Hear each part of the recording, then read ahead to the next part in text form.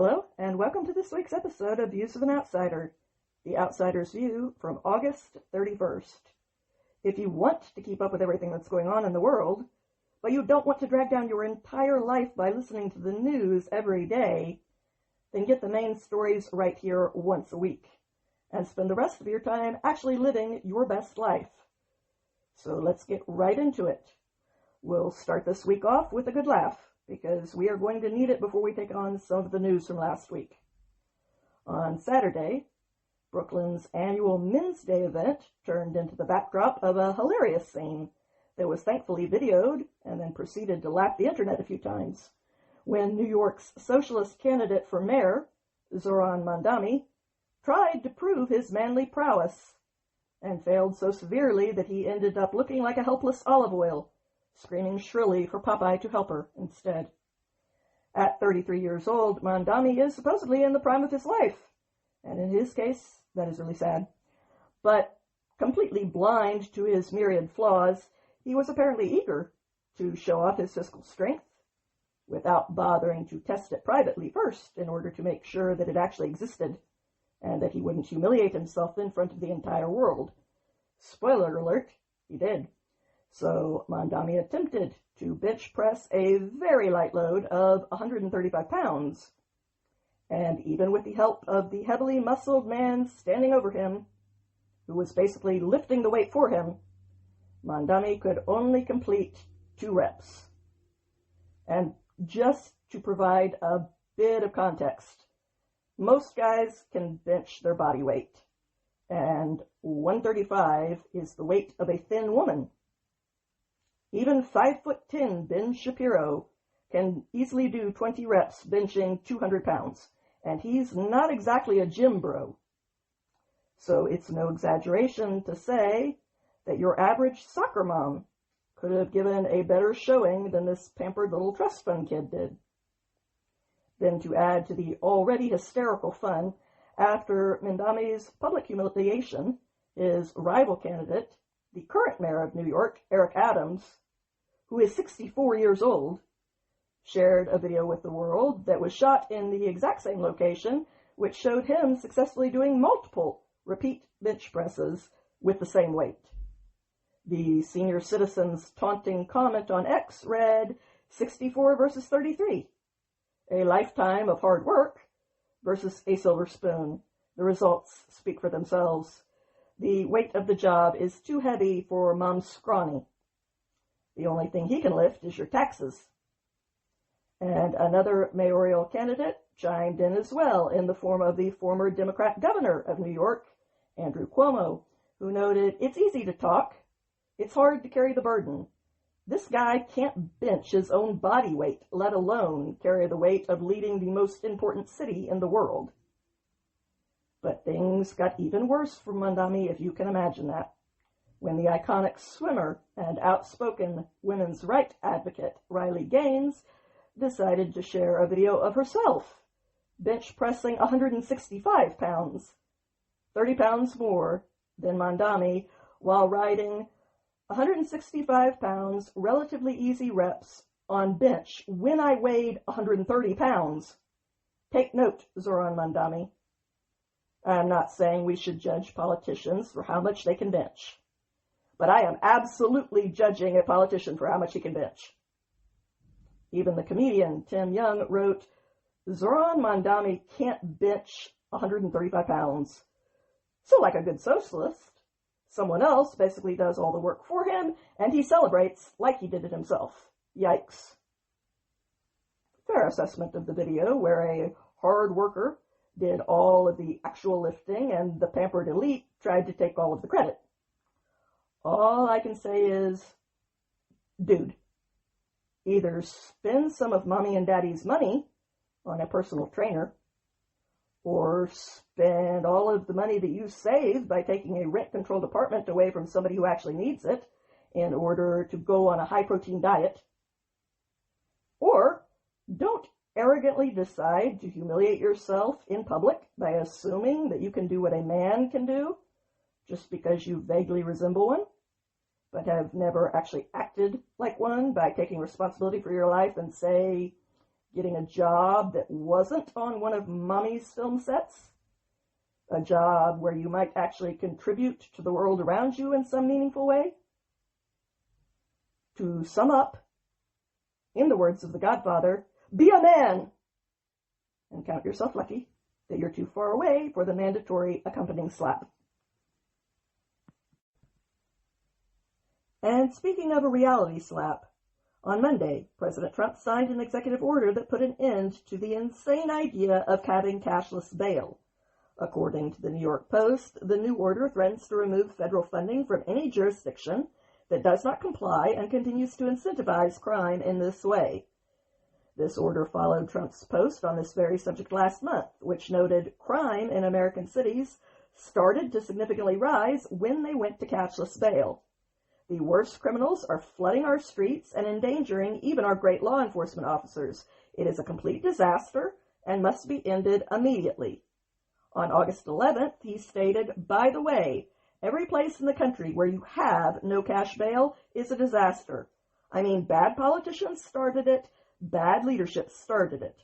But that was the one thing that was central, no cash bail. A memo from the White House stated that cashless bail policies allow dangerous individuals to immediately return to the streets and further endanger law-abiding, hard-working Americans because they know our laws will not be enforced. New York One noted for us that Illinois became the first state in the U.S. to eliminate its policy of allowing defendants to pay money to leave jail while awaiting trial when it passed a provision in its Safety Act in 2021. The new policy then took effect in September 2023. The Post went on to report, the White House has pointed to a law enforcement study conducted in Yolo County, California 2 years ago that determined a zero bail policy spiked crime by 163% in that jurisdiction. The Yolo County website itself has that 2023 study, which notes, an 18-month period was examined for random samples of 100 arrested individuals who were released from jail on bail in 2018 or 2019, compared to a random sample of 100 arrested individuals who were released from jail on zero bail between April 19, 2020 and May 31, 2021. Individuals released on zero bail were subsequently rearrested for a total of 163% more crimes than individuals released on bail. Arrested individuals released on zero bail reoffended at an average rate that was 70% higher than arrestees who posted bail. The average recidivism rate for those released on zero bail was 78% over 18 months, while the average recidivism rate for those released on bail was only 46%. Individuals released on zero bail committed new felonies 90% more often than those who posted bail. Of course they did. When there are no costs or consequences to doing wrong, you're going to do wrong with less hesitation. Why does this actually surprise people? Have you ever met another human being? This isn't complicated. Anyone who has ever been around a toddler already knows this.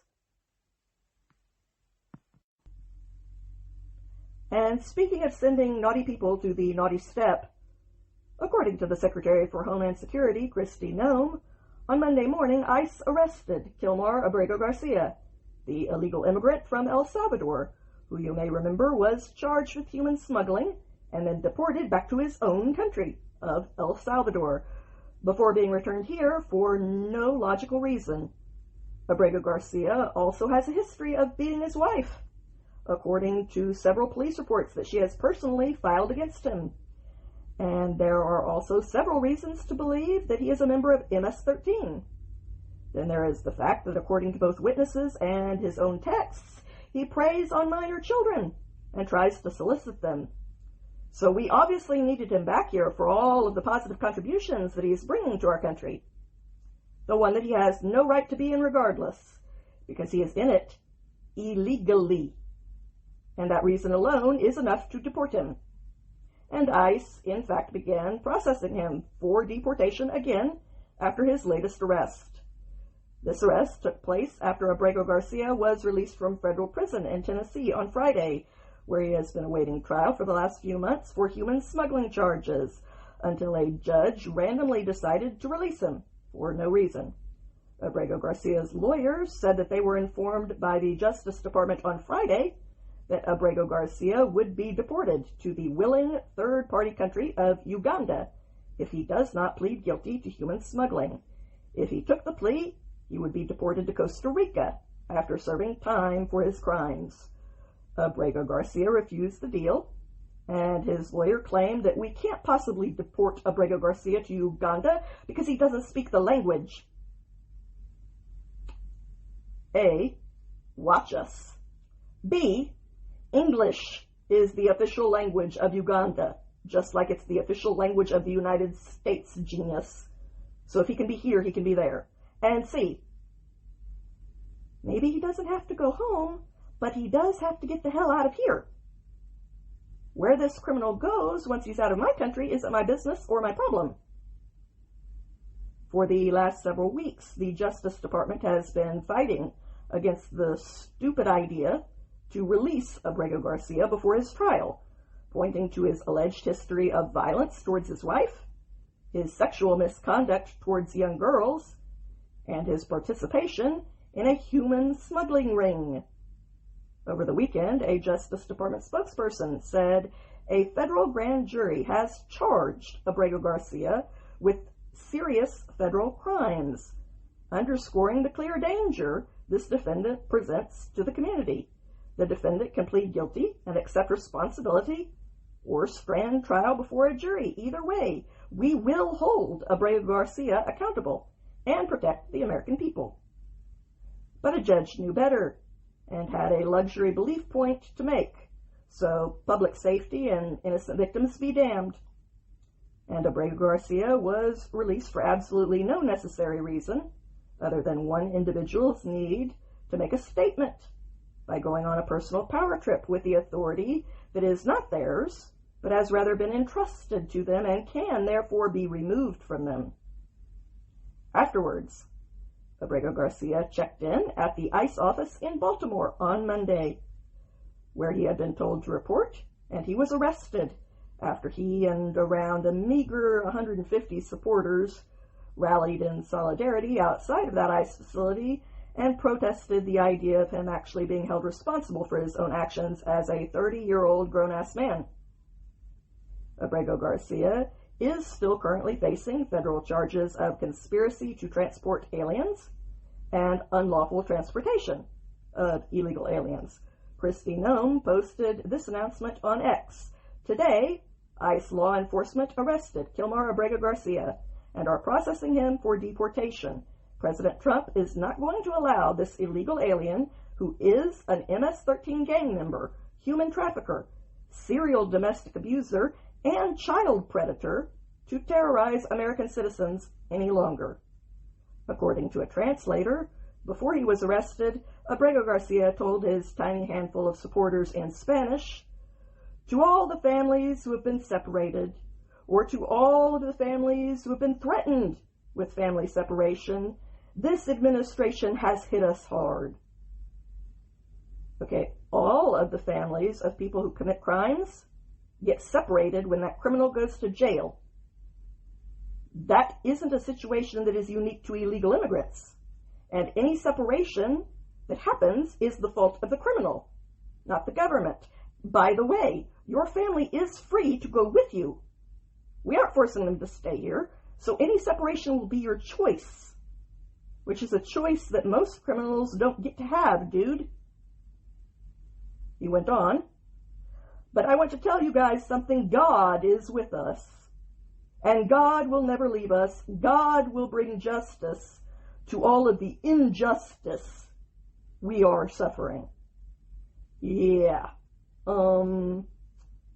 I wasn't aware that keeping wife beaters and child molesters from reaping the consequences of what they sow is a top priority with God.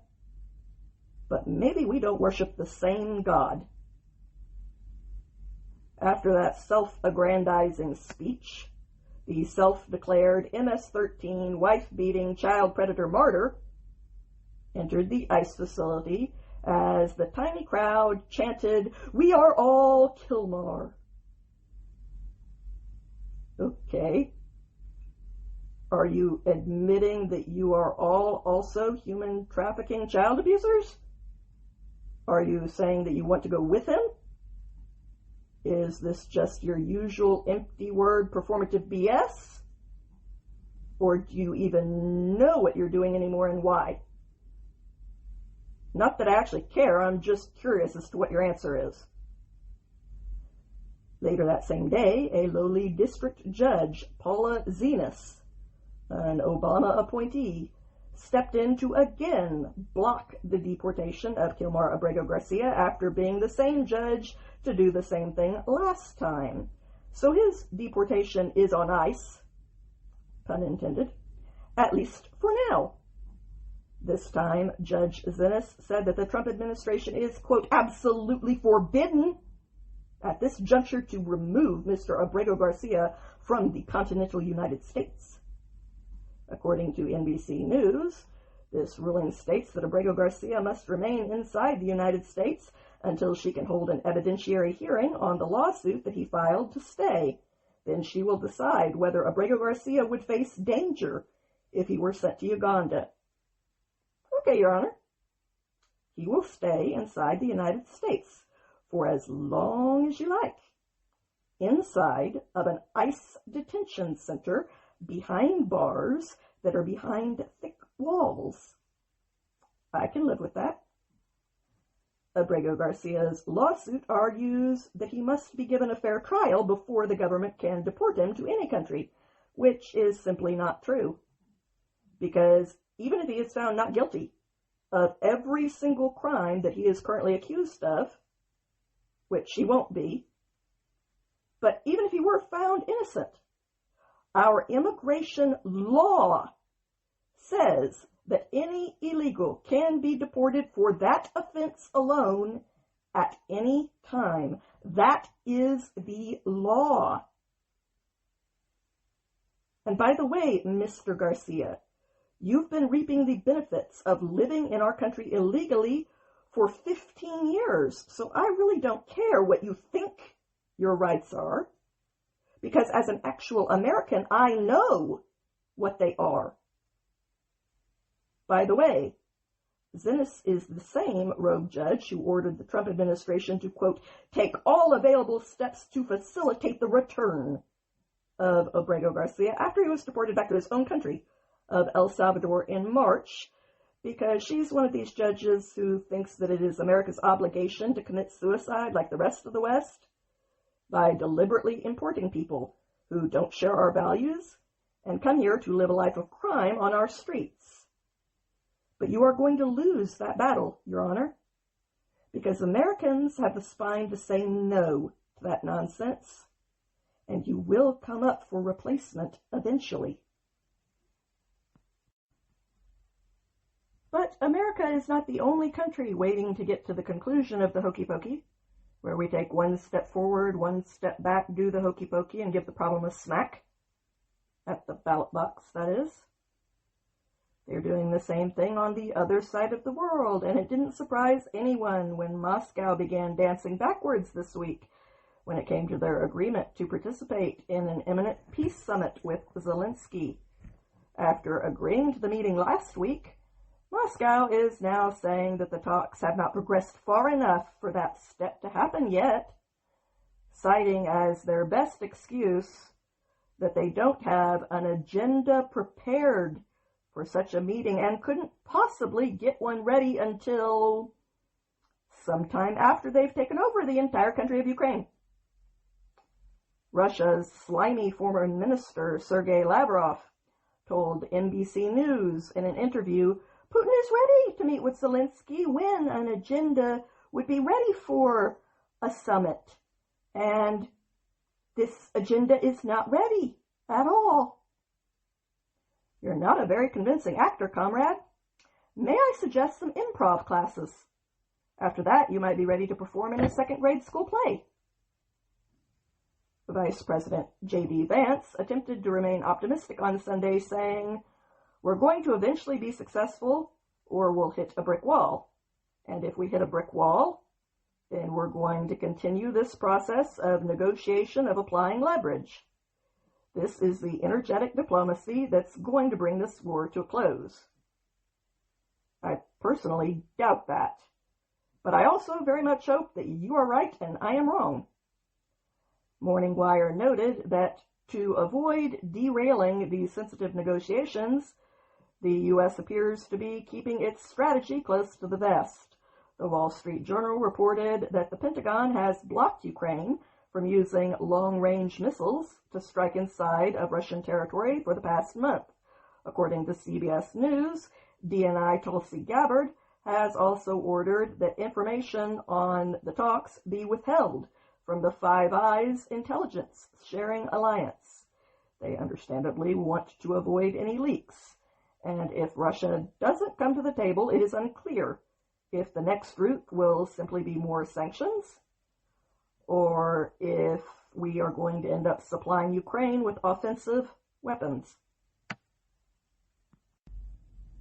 And speaking of political movements that rely heavily on propaganda in order to try to appear to be relevant, this week a petition asking for a show of clemency regarding the illegal immigrant truck driver who was charged last week with killing 3 people while he was busy making an illegal U-turn on a high-speed turnpike in a semi-truck, gained some traction online, where the majority of the alleged signatures could easily be bots with phony email accounts. Nevertheless, the mere existence of such an out-of-touch, misplaced petition led to outrage among the majority of people who still has some basic decency left, and they believe that the opposite approach is warranted here. If you will remember, last week, Harjinder Singh, who belongs in his own country of India, entered our country illegally a few years ago. Then he failed an English test, which is probably why he also failed a test where he was supposed to correctly identify our road signs. But despite both of these relevant failures, Gavin Newsom, in his benevolent wisdom, issued this illegal a commercial driver's license anyway, and then turned him loose in other states in an 18-wheeler semi-truck.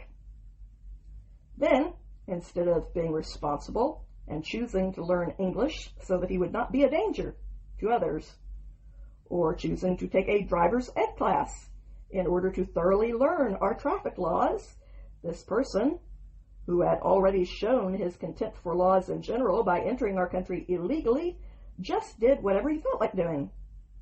And what he felt like doing was making an illegal U-turn right in the middle of a high-speed turnpike in Florida. And that caused him to unflinchingly crush a minivan with 3 people inside of it, irrevocably ending all of their lives. And his only reaction in the moment seemed to be annoyance. And after that, now there are more than 2.5 million alleged people who have signed the Change.org petition that is directed at Florida's Governor Ron DeSantis and the Florida Board of Executive Clemency, urging them to take into consideration that the accused has no criminal history, other than breaking and entering into our country, of course, which is a crime. That is what the word illegal means. And they claim that this man simply made a, quote, terrible mistake. Which time? But no worries. This is DeSantis that we are talking about, and he isn't influenced by internet performances.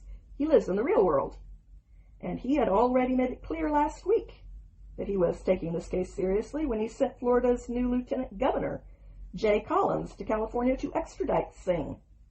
Fox News reported that Governor DeSantis had said fleeing to a sanctuary state will not prevent him from facing justice in Florida, and we will make sure of that. He will be held accountable for his criminal actions, And indeed, Singh was charged with 3 counts of vehicular homicide, and then he was denied bail while he awaits trial, and an ICE detainer is already waiting for him after that, in a state that cooperates fully with ICE.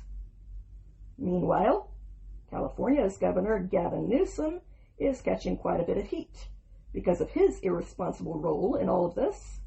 California is one of 19 states that issues driver's licenses to illegal immigrants, and the online petition itself is similarly being blasted online, with many commentators deciding to weigh in on the situation, causing one person to comment, "It shouldn't matter if 50 million signed it. We don't impose justice by popular opinion.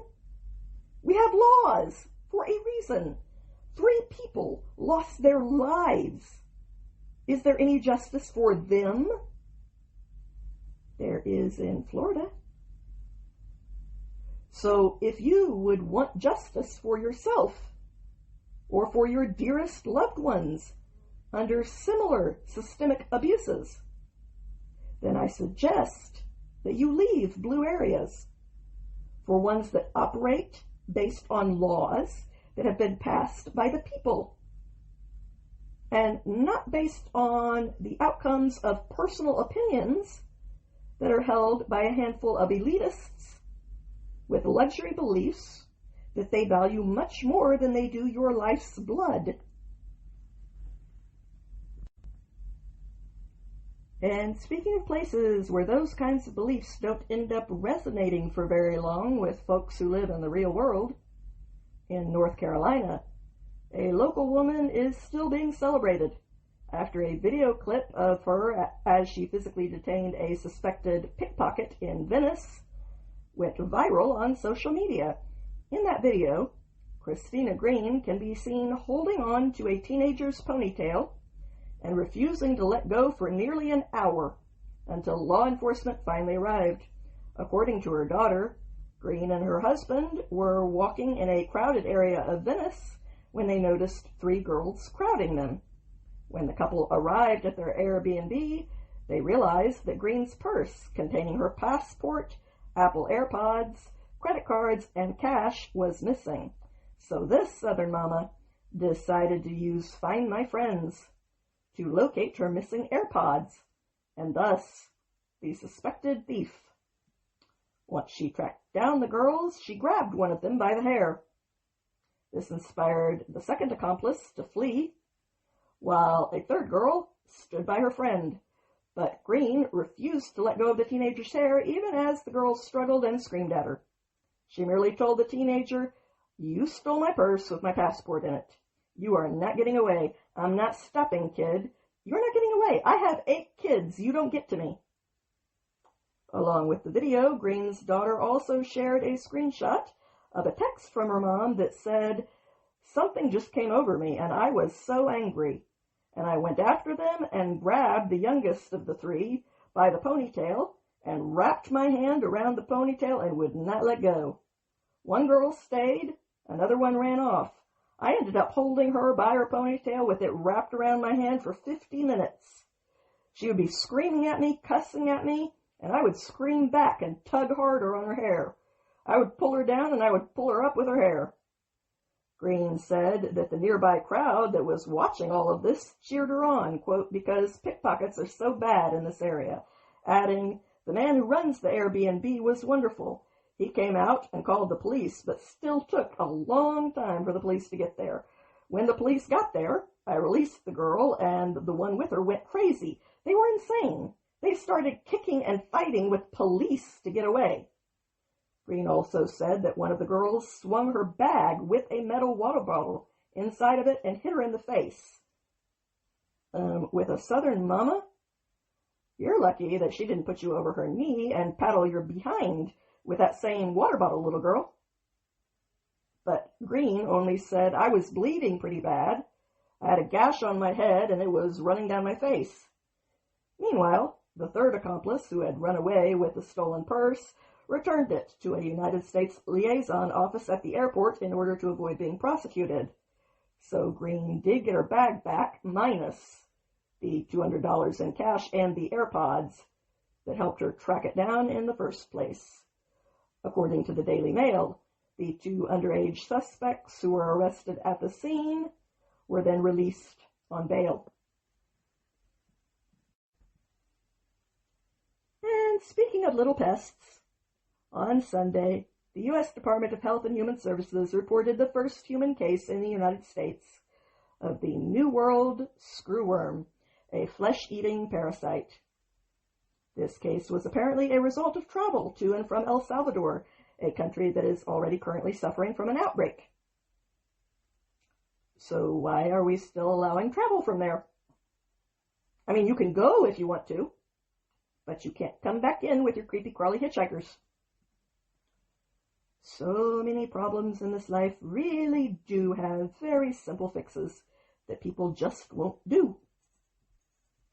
An HHS spokesperson told Reuters that the case was investigated by the Maryland Department of Health and the U.S. Center for Disease Control and Prevention.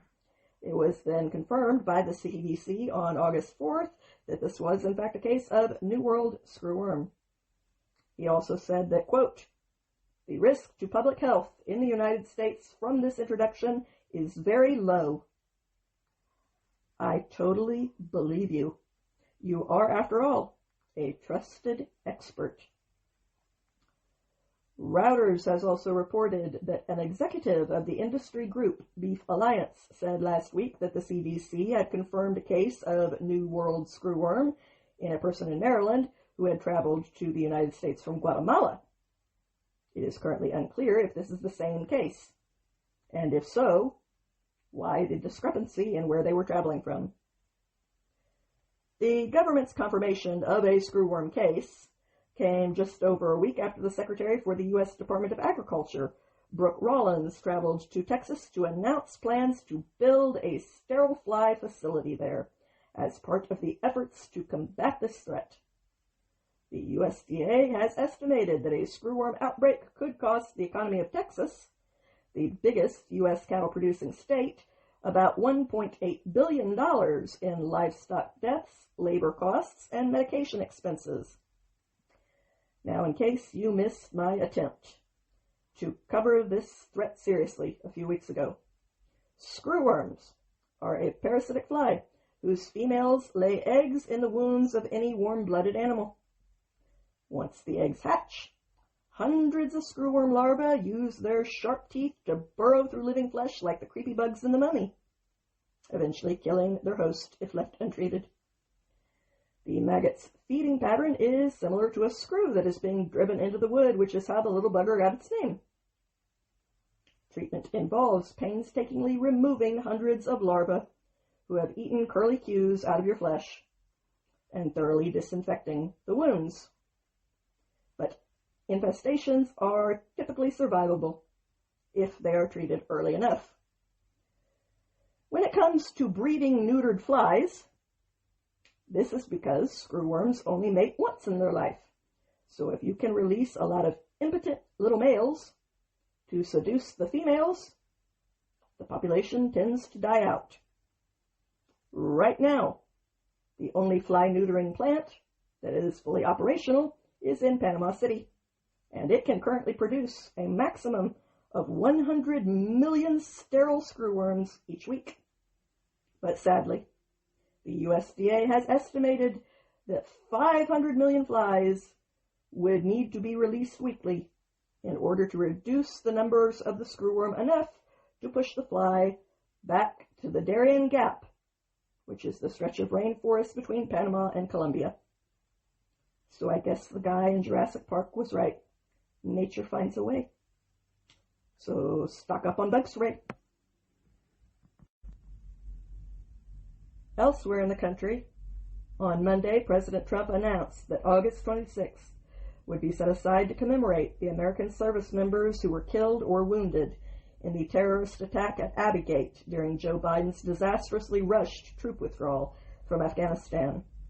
Trump was surrounded by the Gold Star families who had lost loved ones during that attack as he issued a proclamation declaring August 26, 2025 as a day to remember both the heroic service to their country by these fallen warriors and his administration's promise to never again allow our military service members to be so betrayed, our friends to be so abandoned, and our credibility to be so destroyed. Trump's proclamation concluded with these words: I, Donald J. Trump, President of the United States of America, by virtue of the authority vested in me by the Constitution and the laws of the United States, do hereby proclaim August 26, 2025, as a day in commemoration of the 4th anniversary of the attack at Abbey Gate. I encourage all Americans to remember the heroism of the brave men and women who made the ultimate sacrifice for our country, and the Gold Star families who carry on their proud legacy. And indeed, on Tuesday, many people did pay tribute to the 13 American service members who were killed 4 years ago. That terrorist attack was carried out by ISIS-K terrorists on August 26, 2021, and it targeted the crowds at Hamid Karzai International Airport in Kabul, Afghanistan, amid the chaos of the withdrawal. Chaos that might have been avoided altogether if President Joe Biden had not so badly botched the plan to end the war and evacuate American service members, civilians, and allies by moving the date of that withdrawal up in order to cause it to coincide with a date that would make for a better photo op. So now, we will also commemorate the loss of those 13 heroes. Rest in peace, Staff Sergeant Darren T. Hoover, United States Marine Corps. Sergeant Johnny Rosario Picardo, United States Marine Corps. Sergeant Nicole L. Gee, United States Marine Corps. Corporal Hunter Lopez, United States Marine Corps. Corporal Dagan W. Page, United States Marine Corps. Corporal Humberto A. Sanchez, United States Marine Corps. Lance Corporal David L. Espinoza, United States Marine Corps. Lance Corporal Jared M. Smits, United States Marine Corps. Lance Corporal Riley J. McCullum, United States Marine Corps. Lance Corporal Dylan R. Marola, United States Marine Corps. Lance Corporal Kareem M. Nikawi, United States Marine Corps. Petty Officer 3rd Class Maxton W. Sobiak, United States Navy, and Staff Sergeant Ryan C. Noss, United States Air Force. The Secretary of State, Marco Rubio, posted the following tribute. 4 years ago today, we lost 13 American heroes at Abbey Gate after the previous administration failed to deliver justice for the Gold Star families who lost their loved ones in Kabul. The Trump administration took swift action to capture and extradite the ISIS-K terrorists responsible for the Abbey Gate bombing. The President of the United States will always stand with Gold Star families and our fallen heroes. The Republican Party posted, today we honor the 13 U.S. service members killed at Abbey Gate in Kabul, Afghanistan 4 years ago. Their courage, sacrifice, and service will never be forgotten. May God bless our heroes. And the VA Secretary, Doug Collins, added, 4 years after 13 brave Americans fell at Abbey Gate, we stand united to honor their memory, support their families, and renew our resolve to serve those who defend liberty around the globe. And lastly, the Defense Secretary, Pete Hegseth, said, 4 years ago, 13 American service members gave their lives during the disastrous withdrawal from Afghanistan. Their sacrifice will never be forgotten. We owe it to them and every warrior who wears the uniform to ensure that something like this never happens again.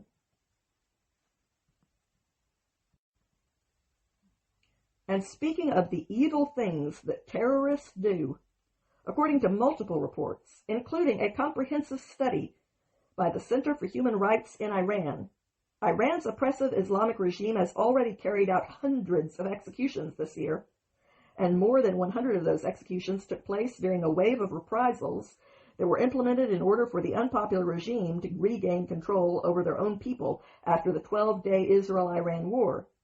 The Center for Human Rights in Iran, CHRI, also issued a warning that 10 more political prisoners face imminent execution, while nearly 70 others are currently at high risk for following suit as we speak. CHRI declared all after grotesquely flawed judicial proceedings marked by fabricated charges, lack of evidence, denial of counsel and due process rights, torture, and forced false confessions is a human rights emergency that the international community should be aggressively addressing in all diplomatic channels and forums.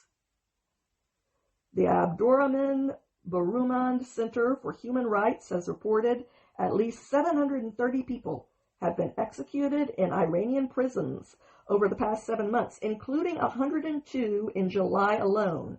This report was released a few days after the UN Human Rights Office said that at least 612 people were executed in the first half of 2025, more than double the number that was recorded in the same period last year. The CHRI executive director claimed these executions in Iran are nothing less than state-sanctioned murders based on fabricated charges, coerced confessions, and secret proceedings. They constitute grave and irreversible human rights violations, and the absence of sustained international pressure has allowed the Islamic Republic to continue these killings with impunity. So, if you are one of those naively uneducated activists who honestly believe that you are living in the worst country in the world, go look at the photos of the people whose bodies are hanging from the cranes right now.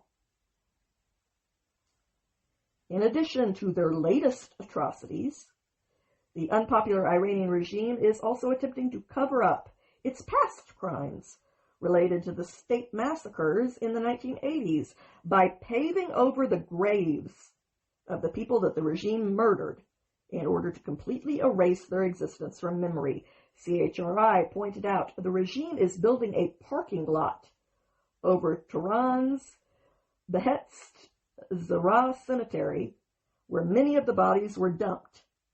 CHRI added, by paving over these graves, the Islamic Republic is destroying critical evidence of the atrocities it committed, such as in 1988 when it hanged and threw into mass graves some 5,000 political prisoners, most of whom were already sentenced and serving their prison sentences.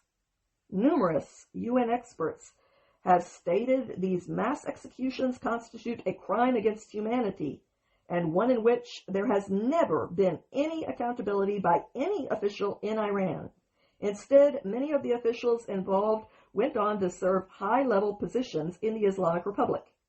For over 4 decades, the Islamic Republic has assiduously gone after family members who were seeking justice for many egregious state abuses, trying to intimidate and silence them so that they don't publicize the state's crimes and atrocities, or when they are not successful, punishing them with arbitrary arrest and detentions for trying to hold state officials accountable for unlawful deaths in the street, in state custody, or at the gallows. Destruction of grave sites and depriving the state's victims and their families of the ability to mourn and memorialize is just one among many ways that the Islamic Republic has sought to erase its crimes, avoid accountability, and punish those who seek justice.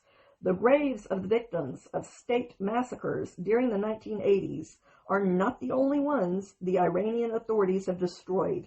The graves of other mass killings during and beyond the 80s have also been bulldozed, built over, or used as garbage dumps by the Islamic Republic. The CHRI executive director added, impunity for atrocities and crimes against humanity has been building for decades in the Islamic Republic. There is a direct line between the massacres of the 1980s and gunning down of demonstrators in 2009 and the mass killings of protesters in 2019 and 2022. The Islamic Republic has learned it can kill huge numbers of its opponents, real or imagined, at will, and without any real consequences. Until this ceases to be the case, this regime will continue to carry out mass killings in the streets and at the gallows. Now turning to other issues where people need to wake up and finally get serious for a change. Not performative outrage, calm, serious, and uncompromising change. On Monday, Michigan's state representative, Carrie Reingans, posted a TikTok video in which she wore a Protect Trans Kids sweatshirt and announced that she needed to specifically talk directly to trans kids here in Michigan, before adding that life-altering gender procedures are still legal in her state, and then she offered to help kids access these irreversible procedures and encouraged them to contact her office. Because that is not a creepy thing for a politician to do.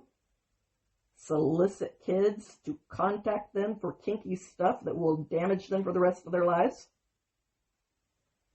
Whatever happened to these lowlives just kissing babies as their way of pretending that they cared about people? Can we please go back to that? Or better yet, drop the performative stuff altogether.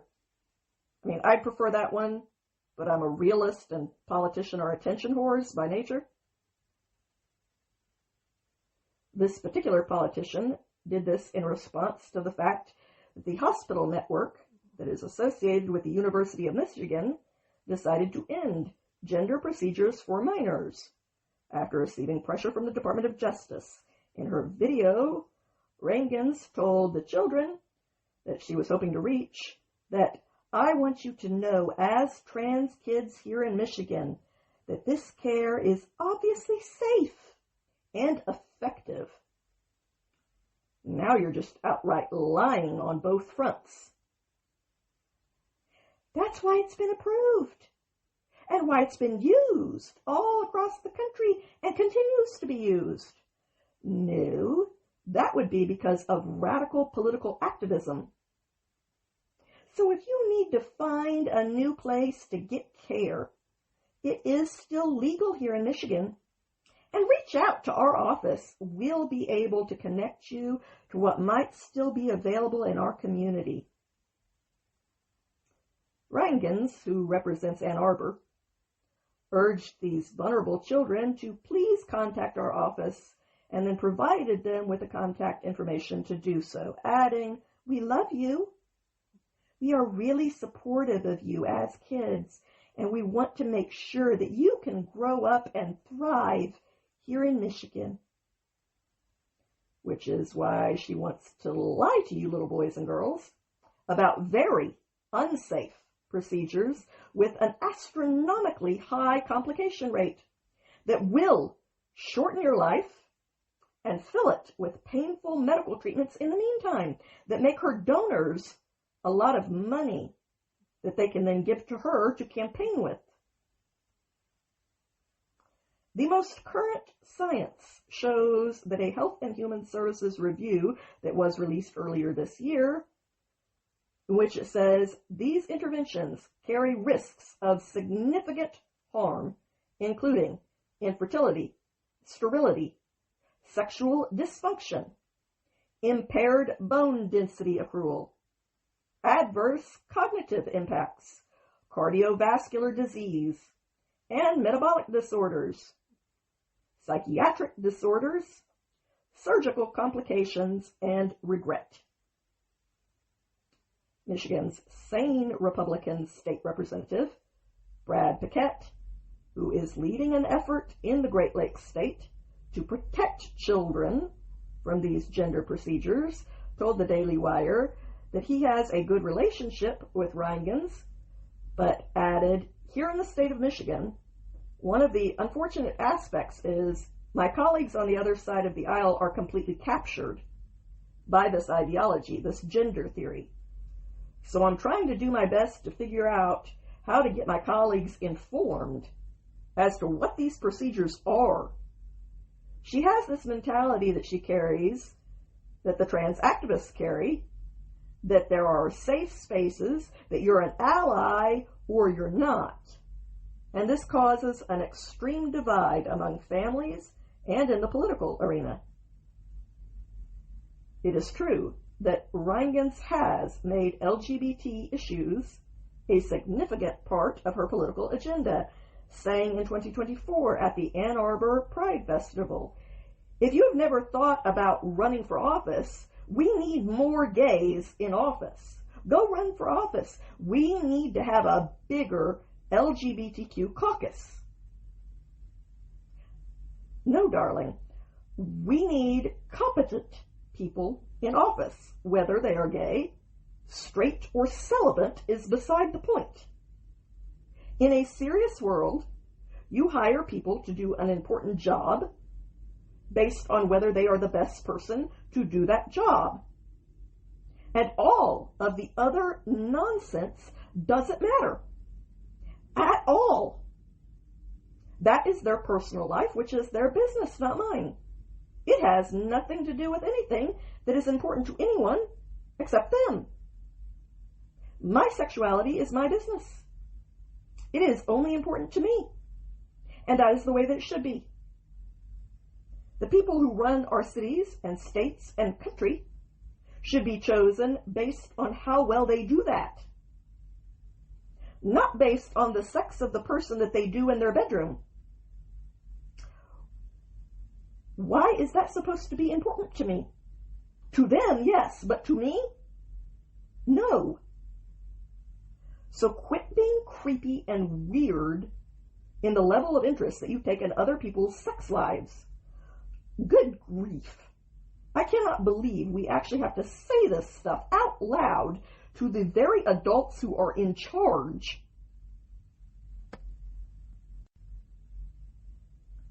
Speaking of which, the Democrat Party's summer meeting began this week, and after just one day, the former Democrat strategist Dan Turrentine said that he has had enough. Turrentine made an appearance on Monday's broadcast of the Ingram Angle on Fox News, where he argued that his party was continuing to do all of the same things that they have taken to doing in recent years, things that he argued were making them weaker as a party rather than stronger, correctly adding, "It's the definition of insanity. You just keep doing the same thing over and over again." As a Democrat, it's maddening that we're still not serious. We haven't lost 4.5 million voters, nor is our brand at a historic low because we don't fight hard enough. It's because we remain completely culturally disconnected, and we have absolutely no agenda. You said earlier in your monologue, Trump's trying to solve problems. We always offer the 3 Ps. The personal attacks, which you just heard. He's a dictator and authoritative. We argue process. Oh, he shouldn't do this. He's violating customs and norms. Or it's the press. It's their job to do it. And then on the cultural issues, we literally have think tanks putting memos out that these are the words you're not supposed to say. You add it all up, and we are not in good shape. As if to prove that Turrentine's assessment of their party was accurate in every way, the Democrat National Committee Chairman, Ken Martin, opened the meeting with the Pledge of Allegiance, followed by a land acknowledgement, saying, "Now please welcome a friend of mine from the Minnesota DFL, the treasurer. Her name is Lindy Salmick, who is from the Saginaw Ojibwe Nation, and she is going to deliver our land acknowledgement today." Martin then, just as predictably, raged against Trump and his authoritarian tendencies during the meeting, promising, "Democrats, make no mistake, a storm is coming. In fact, it is already here.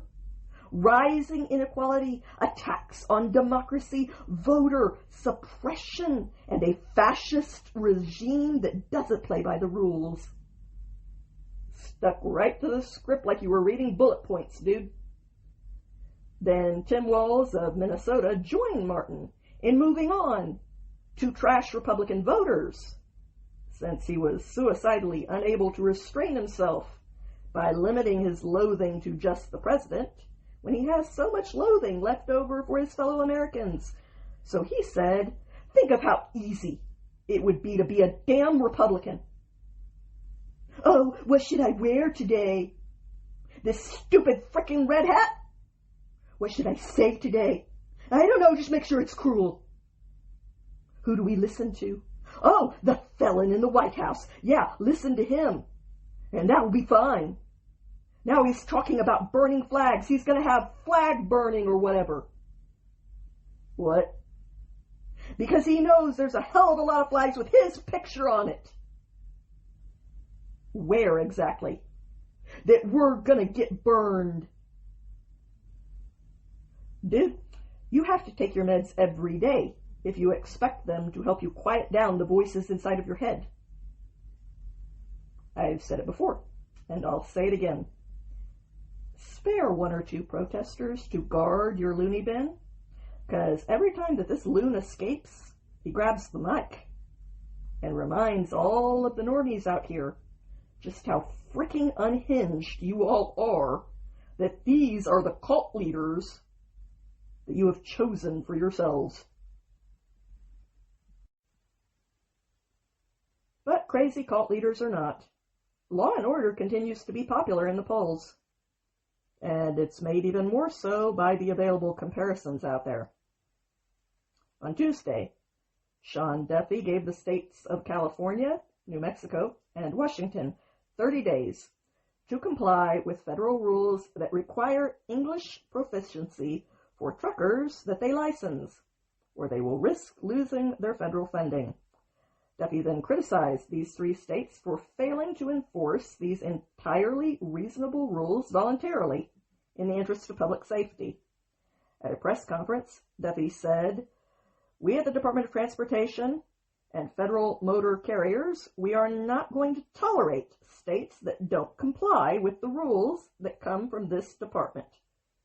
We are going to give these states 30 days to come into compliance with truck drivers speaking proficiently the English language, or we're going to look at the federal funding that they receive under the Motor Carriers Safety Assistance Program. This means that California could lose $30 million under that threat. Washington could lose $10 million, and New Mexico could lose $7 million if they don't align with the official English proficiency standards that were created under a policy that was first announced back in May and then implemented at the end of June." Duffy added, "When we did that, there was a lot of press that complained to us that we were being unfair to people, that we were being mean to people. And what we said was, no, this is a safety issue." And that is the reality here. Making sure that the drivers who are operating very heavy 80,000-pound rigs can speak the language is actually a critical safety issue, both when it comes to reading English road signs and also when it comes to their ability to understand other English-speaking drivers who are trying to warn them that something is wrong. Duffy said that his department would take additional steps to ensure compliance if these states did not satisfy these reasonable requirements, and the Trump administration has taken other steps to crack down on the number of truck drivers who are out on our roads despite being unable to understand English, such as the Secretary of State Marco Rubio announcing last week that he had paused the issuance of all work visas for commercial truck drivers until these unreasonable luxury failures are addressed. Now let's turn to a bit of what's going on out in the wider world.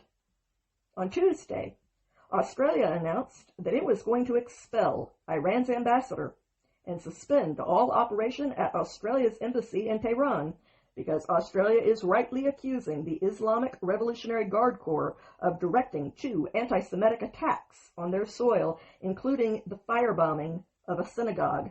3 frickin' cheers for Australia. Take note, Canada. You don't cower before the shit. You don't coddle it, and you definitely don't reward it. You put your foot down. You draw a deep line in the sand, and if necessary, you pick up a big stick and say, get out of my country, and take your threats and your violence and your divisive bigotries back to your own sandbox. The Australian Foreign Minister's Office stated, enough credible intelligence has now been gathered to reach the deeply disturbing conclusion that the Iranian government has directed at least 2 of these attacks.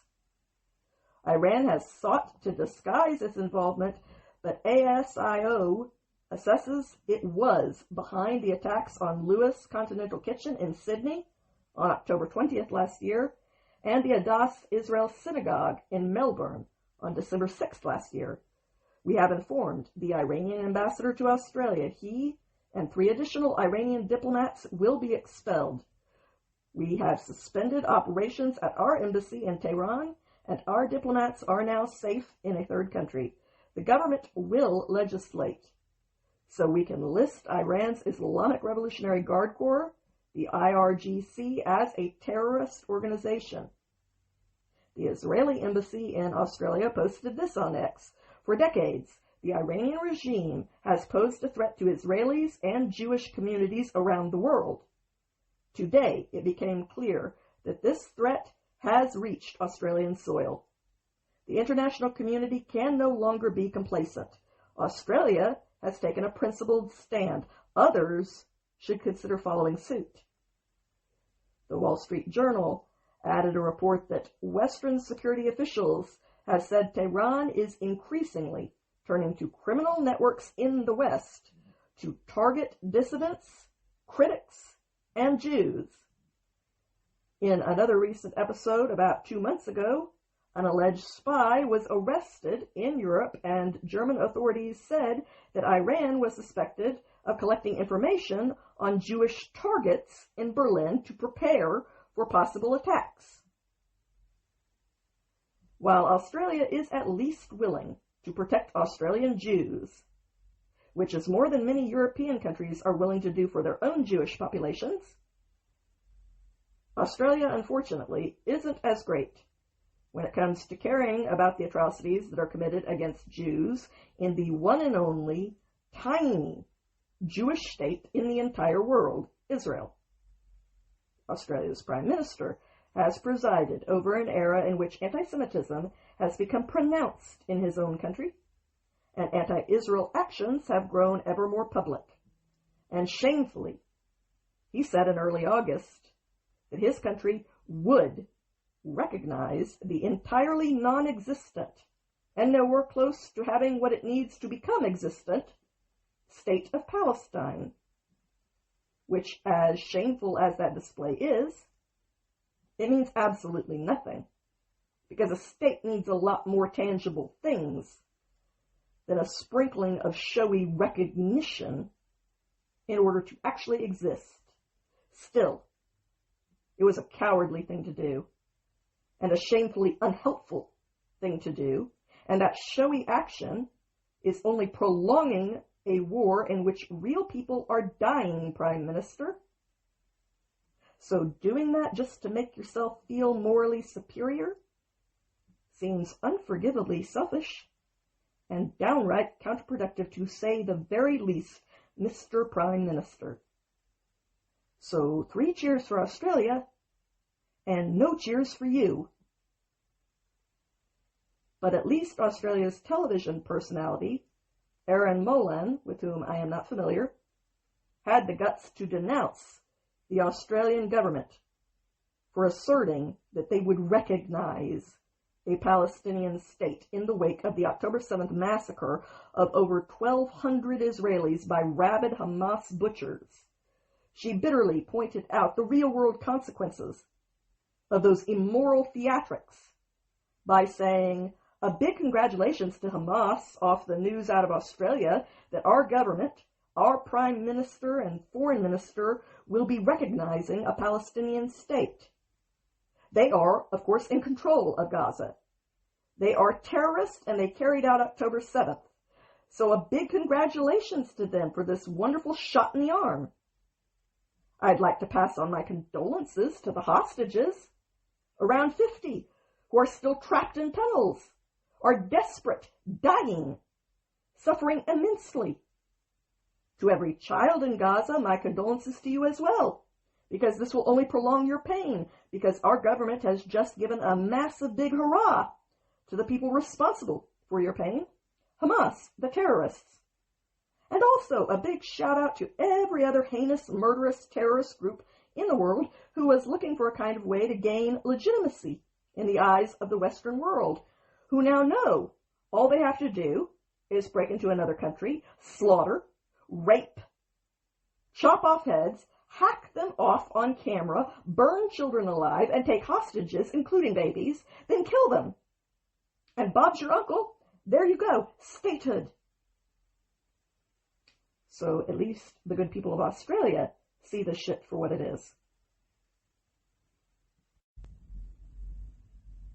Back in the USA, new shit of our own continues to come to light and to be exposed. Call in the disinfecting crews because there's a big cleanup required.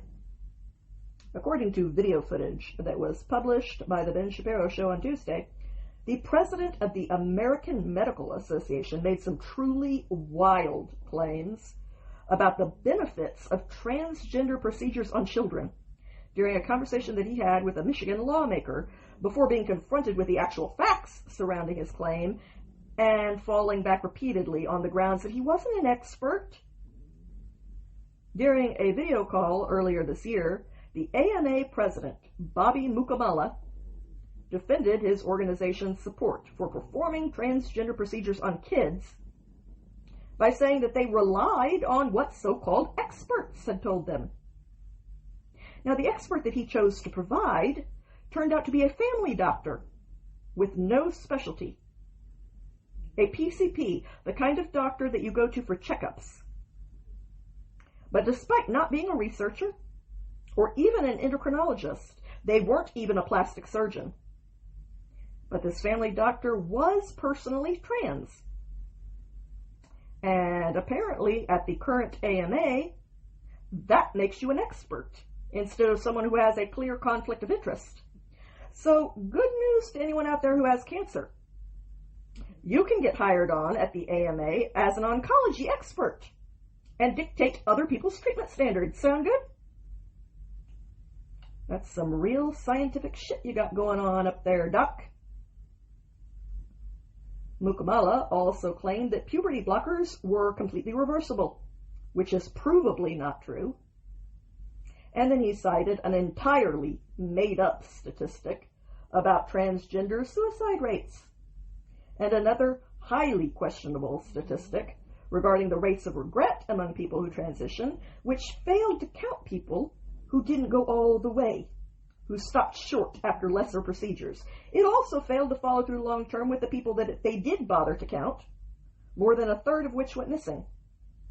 And to top it all off, the remaining numbers that were collected on that highly flawed basis are highly questionable on several grounds. Mukamala made these shockingly uninformed comments during a call with Michigan Representative Brad Paquette and Dr. Ethan Hine, the doctor that I covered in my episode on trans surgeries on minors, who was persecuted after he heroically decided to become a whistleblower by exposing the fact that the renowned Texas Children's Hospital was doing transgender procedures on kids illegally. Then Mukamala was pressed on the reason that the AMA advocates for transgender procedures on kids. And that was when he admitted that the association effectively rubber stamps whatever the experts tell them to. In the footage that was obtained by Shapiro, Mukamala told Hine, "Neither one of us spent an hour working on transgender care. Neither one of us. So we have no business discussing the science. that's brought to the American Medical Association from people that spent years in training for this and years taking care of patients for this. Mukamala also seemed to be completely unfamiliar with what was exposed in the WPATH files about the enormous conflicts of interest and the admitted ethical violations that were being committed left and right by the same people that he advocates that children should be entrusted to blindly. And this compliant, unquestioning sheep currently leads the American Medical Association, the largest association of medical professionals in the United States, playing an enormously powerful role in medical education, ethics, and advocacy. The leader of that group says you aren't to question anything, or even discuss it. Throughout the call, Dr. Heim pressed Mukamala to provide evidence that transgender procedures don't have damaging long-term impacts on kids. When he brought up the seriously flawed studies that are frequently cited by WPATH and other advocates for transgender procedures, Mukamala said that he relied on the interpretation of others and didn't look at them himself, saying, "I don't look at them. I rely on specialty society to look at them and then give us their opinion on them. I'm not an expert at all. And honestly, I don't think you are either. I'm not an expert at all. I'm not an expert at all in the science that you're talking to me about. I defer to the experts." At one point, Mukamala went so far as to show his disdain for any kind of questioning and any approach other than blind compliance like his own by mocking Dr. Heim for asking questions about the issue.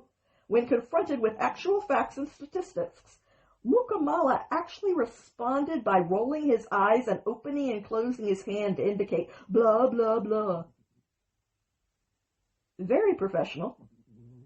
And I love how interested you are in expanding your knowledge by at least considering new information. Nothing like a close-minded doctor. You are so one of the establishment leaders who would have had Galileo tortured. As Shapiro said, this footage is pretty catastrophic for the AMA. It proves beyond any doubt that their support for trans healthcare is based on fake science, willful blindness, and a total abandonment of all evidence-based medicine, all of which are supposed to be antithetical to the existence of their organization, a violation of the Hippocratic Oath. When it came to Mukamala's repeated claims that he was not an expert, Shapiro pointed out that expert or not, as the head of the AMA that issues ethical guidance, he should at least be familiar with the ethical issues that surround transgender medicine, saying, and sure, he's not an expert in endocrinology or plastic surgery, but as the president of the AMA, he's meant to be an expert in the AMA's code of ethics. And at the bare minimum, the Hippocratic Oath. As I already pointed out, in this shocking footage, Mukamala claimed that puberty blockers were reversible. Apparently, the head of the AMA is unfamiliar with countless studies which have repeatedly shown that puberty blockers frequently cause permanent damage to fertility and loss of bone density, especially in the hips and spine. He also suggested that between 50 and 70% of transgender individuals commit suicide, which is wildly untrue, even though their rates of suicide are significantly higher than other groups. But even the most extreme studies out there only say that up to 40% of transgender identifying people have attempted suicide at some point in their life. So at best, he was off by nearly double. Then he said that only 2% of those who have medical transgender procedures regret those procedures. But as I covered, the 2% regret rate comes from a study that only measures the people who have gone through with surgery, not the tens of thousands of kids who have been placed on puberty blockers or cross-sex hormones and now live with the permanent consequences, many of whom very much regret that decision. That study also did not measure regret past the 2-year mark after the initial surgery, even though standard regret rates for any surgery usually don't set in until well after that, once the newness has worn off. Mukamala also seemed to claim that sex change surgeries were not happening on kids at all in Michigan, which conflicts with the data that was compiled by Do No Harm. That data shows that there have been at least 186 kids who have undergone a transgender surgery in Michigan. And perhaps most troubling of all, after Representative Burkett told Mukamala that he was upset by the stories that he had heard of kids being pushed to transition, Mukamala actually told him that, quote, "The way to not be distraught is to talk to experts." Yes, the head of the AMA, an organization that sorts out ethical dilemmas in medicine, said that the way to not be upset about a kid being pushed into permanently mutilating themselves before their brain is functional is to listen to the justification of the people doing the pushing and the mutilating so that hopefully they can manipulate you too, and then you won't feel bad about a child being pressured to cut off their own healthy genitalia. Our medical association, ladies and gentlemen. Can you spell the word cult? And no doubt this guy would say that he's not in a cult, but that is what all cult members think. It is also worth noting that advocates of radical gender ideology frequently cite organizations like the American Medical Association for their reasons that these procedures should remain legal. Nevertheless, over 24 states have acted in the last few years to ban transgender surgeries on minors, and the rest need to follow suit, because this is going to go down in history beside procedures like lobotomies and forced sterilizations. And it seems like even some pretty unexpected examples may be realizing that and wanting to distance themselves from the more extreme causes out there before that happens. It was announced this week that the Gates Foundation, which is the largest charitable foundation in the country, has cut off Arabella Advisors, a consulting firm with close ties to leftist causes and Democrat nonprofits. According to the New York Times, the decision to step back from doing any more work with Arabella Advisors has alarmed some leftist groups that heavily rely on the Gates Foundation for their substantial financial support. The foundation said in a statement that this move to distance itself from the leftist-linked consulting firm is a business decision that reflects our regular strategic assessments of partnerships and operating models. According to the Times, the memo that the foundation sent to Arabella Advisors said, teams are increasingly working directly with programmatic partners, organizations that are deeply embedded in the communities we serve and closely aligned with our mission. As we look ahead, this is a chance to build deeper, more durable relationships with those partners and to reinforce the kind of legacy we want to leave behind. Then they proceeded to completely cut out the bureaucratic middleman. The funding that is at stake for Arabella groups after a decision like this is immense, considering that the Gates Foundation has directed nearly $500 million towards nonprofits in the Arabella network over the past 16 years, and Arabella Advisors reportedly control hundreds of activist groups that support leftist causes. In 2023, the conservative watchdog group, Americans for Public Trust, filed a complaint with the IRS alleging that 4 Arabella-connected groups diverted substantial portions of their income and assets to benefit Arabella's founder, Eric Kessler. The consulting firm administers a wide network of so-called dark money groups, while drawing support from left-wing financiers such as George Soros and, until recently, the Gates Foundation. Now, I personally believe that when you call someone out for something negative, that makes you equally obligated to draw attention to the situation when they do something positive. And in that spirit, on Tuesday, Chancellor Friedrich Merz confirmed that Germany will not recognize a Palestinian state at September's General Assembly at the UN. 4 cheers for Germany. Sorry, Australia, they bumped you off the top spot on the podium. Hey, I love you, but I have to be fair and unbiased. This announcement by Germany was made at a news conference along with Canada's Prime Minister Mark Carney, who said that he would recognize that non-existent state back in July. And while standing right next to that cowardly little weasel, Merz said bluntly, "The position of the federal government is clear.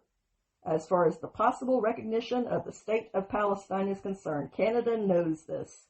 We will not join this initiative. We don't see the requirements met." Behold, one politician who understands that his job is bound by reality, not by theatrics. The Hungarian Prime Minister, Viktor Orban, recently called a two-state solution an illusion, which is, of course, true, after nearly a century of the entire world trying and collectively failing to will one into existence. Speaking on a YouTube show called Warriors Hour, Orban said, "I think keeping the two-state solution on the agenda actually hinders the kinds of agreements that could otherwise be achieved. It means keeping an illusion alive, one that under current circumstances reduces or outright prevents cooperation." Unlike Merz and Orban, the leftist Prime Minister of Britain, Keir Starmer, of whom I am no fan, and the French President Emmanuel Macron, whom I really couldn't think less of, have both publicly called for the establishment of a Palestinian state. Wonderful. In France, because that's the only place that you have the right to offer, Macron. And since you're used to having women talk down to you, I assume that you understand my scorn without the need for a translator. As the Daily Wire pointed out, the arguments against recognizing a Palestinian state are many and undeniable. The criteria for statehood is reflected in the 1933 Montevideo Convention on the Rights and Duties of States, which requires an effective and independent government to start with, which does not exist, given that the Palestinian Authority was created under the Oslo Accords in the 90s as an interim solution, and it is not only completely ineffective and constantly being run over by Hamas, but it is itself a terror group that has spent millions of dollars paying its own people to commit terrorism attacks on Israelis under its pay-to-slay program, which offers lifetime pensions to the families of suicide bombers in order to pay bounties on civilian Jewish heads. That policy is in writing, on the books, and it is therefore undeniable. And the PA is run by a Hitler fan, Holocaust denier, Holocaust denial being the subject of his doctoral dissertation.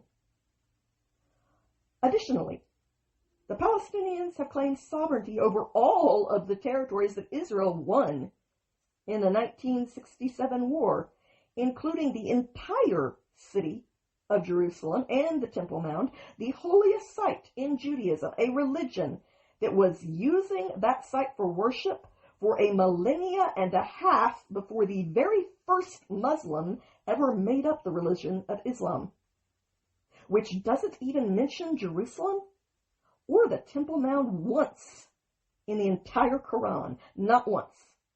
including in the story of Muhammad's ascension.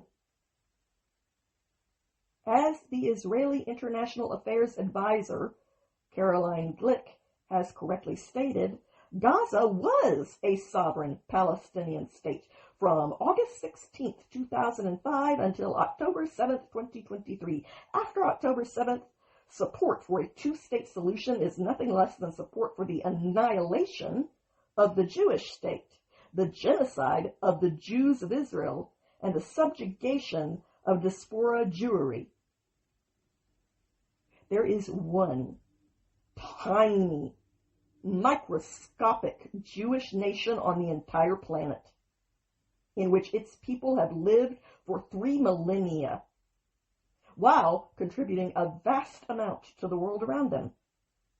There are several dozen massive, wealthy Muslim nations nearby, the very same nations that Palestinians immigrated from.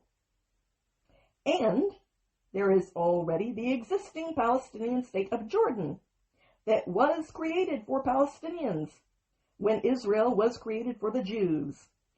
Meanwhile, Palestinians have taken from the world around them and given nothing back except terror and blood. The two-state solution is dead, no matter what a handful of childish politicians try to tell you. They are world leaders, sadly, but they aren't God, and they don't actually have the power to speak anything into existence, contrary to what they would have you believe, when they can tear themselves away from their mirror long enough to try to infect the rest of the world with their egotistical complexes.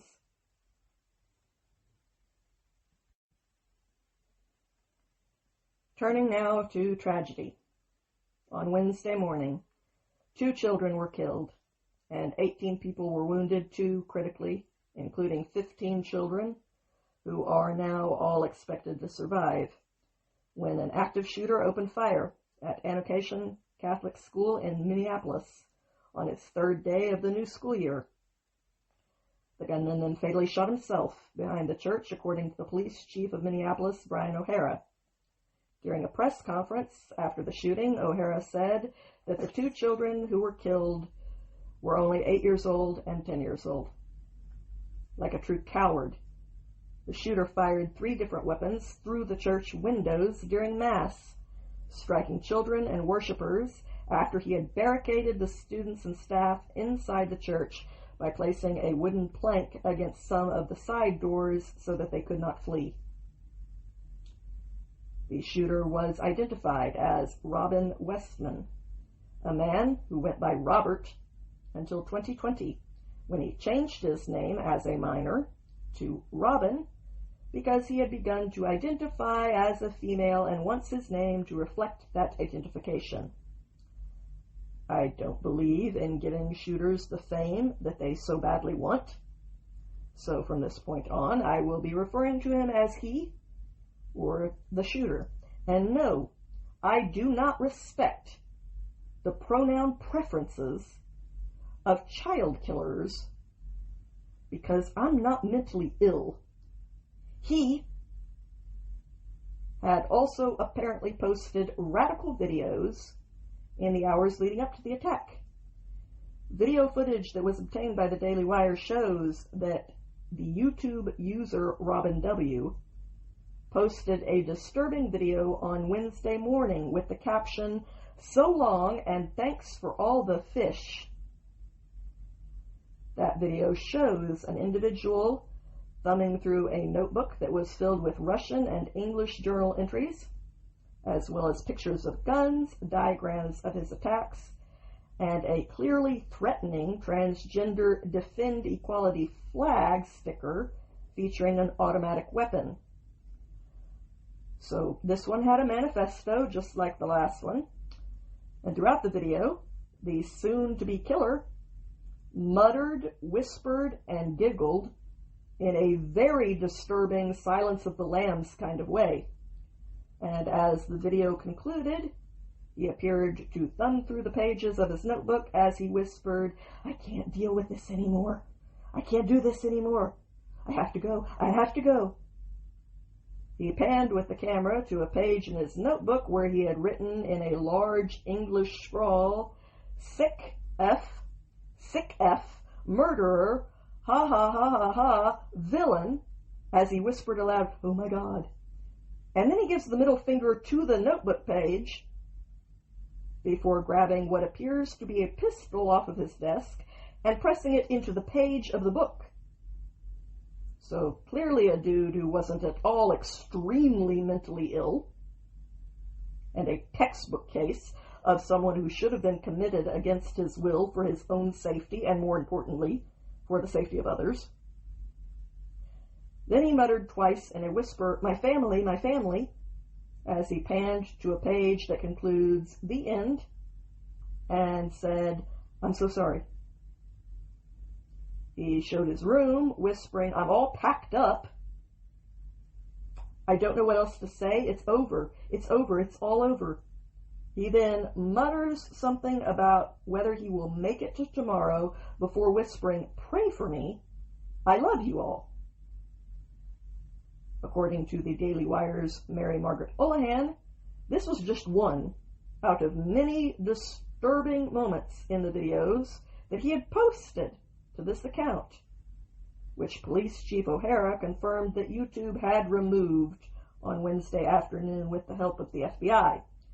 However, Diana Glebova of the New York Post translated the journal and found that the shooter repeatedly discussed his hatred for Jews in there as well. Oh goody. A mentally ill, transgender host of the political mind virus who is also a vicious anti-Semite as well as a baby killer. The omnicause is a real thing among people who can't keep too many thoughts in their head at once, so it all has to boil down to people who succeed, oppressors, bad, must die. People who are miserable because of own shitty life choices, victims, good, allies. According to the New York Post, the shooter wrote in one entry, "If I will carry out a racially motivated attack, it would be most likely against filthy Zionist Jews," adding in another entry, "I hate those entitled penny-sniffling pikes." And on his gun, he had written the word, 6 million wasn't enough, referring to the number of Jews who were exterminated during the Holocaust. He also wrote, "Where's your God?" But I think he has the answer to that question by now. There was also a message about destroying HIAS, a Jewish refugee aid group. And another one of his guns read, "Israel must fall, release the files." He also wrote about wanting to assassinate President Trump, as well as the Jews, because these radicalized people see violence as the solution to every problem, because their brain is basically Swiss cheese at this point, thanks to steeping it nonstop in the mind virus. Then, the thankfully now dead shooter reflected that killing, quote, "the children of innocent civilians" would give him, quote, "the most joy." Another entry read, "For good" would be a target of political or societal significance. Targets like Musk, Trump, or some significant executive. I can't really put my finger on a specific purpose. It definitely won't be for racism or white supremacy. While I don't really like being around people of color, I don't give enough of a shit about them to take my life for them. He also wrote about his shooting plans. "I don't want to do it to spread a message. I do it to please myself. I do it because I am sick. I don't think I could just take myself out. I would need to do something with my final act."